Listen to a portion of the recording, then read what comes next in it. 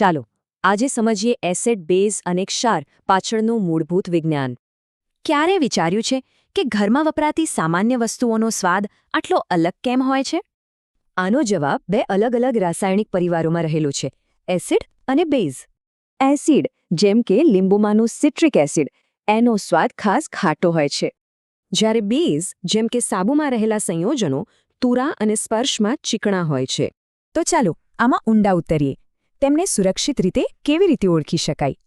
આ કામ માટે સૂચક કહેવાતા ખાસ પદાર્થોનો ઉપયોગ થાય છે. આ સૂચકો કુદરતી, લેબમાં બનેલા કે પછી ગંધ આધારિત પણ હોઈ શકે છે. હવે રસપ્રદ વાત એ છે કે જ્યારે આ બંને વિરોધીઓ મળે ત્યારે શું થાય છે? તટસ્થીકરણ નામની પ્રક્રિયામાં તેઓ એકબીજાની અસરને ખતમ કરી નાખે છે. અને આ પ્રક્રિયા કેવી રીતે સાદું પાણી બનાવે છે તે અહીં સ્પષ્ટ દેખાય છે. આનાથી બીજો સવાલ થાય છે, તેમની તાકાત કેવી રીતે માપવી? એના માટે વૈજ્ઞાનિકો પીએચ સ્કેલનો ઉપયોગ કરે છે. 7થી ઓછું પીએચ એસિડિક, 7થી વધુ આલ્કલાઇન અને 7 એટલે તટસ્થ. તો મુખ્ય વાત એ છે કે આ સાદો સ્કેલ આટલો અગત્યનો કેમ છે? આપણા પાચનથી લઈને દાંતના સ્વાસ્થ્ય સુધી દરેક માટે તે જરૂરી છે.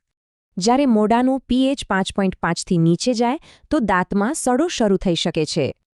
ચાલો હવે આ પ્રક્રિયાથી બનતા ક્ષારની વાત કરીએ. તે સર્વત્ર છે. બેકિંગ સોડા અને બ્લીચિંગ પાવડર જેવી ઘણી સામાન્ય વસ્તુઓ ખરેખર તો ક્ષાર જ છે. બીજા ક્ષારનો ઉપયોગ કાચ બનાવવા કે પછી તૂટેલા હાડકાને સાંધવા માટે પણ થાય છે.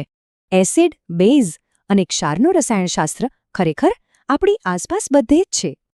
આના પરથી એક છેલ્લો વિચાર આવે છે: ઘરમાં રહેલી કઈ વસ્તુઓને હવે અલગ રીતે જોઈ શકાય છે?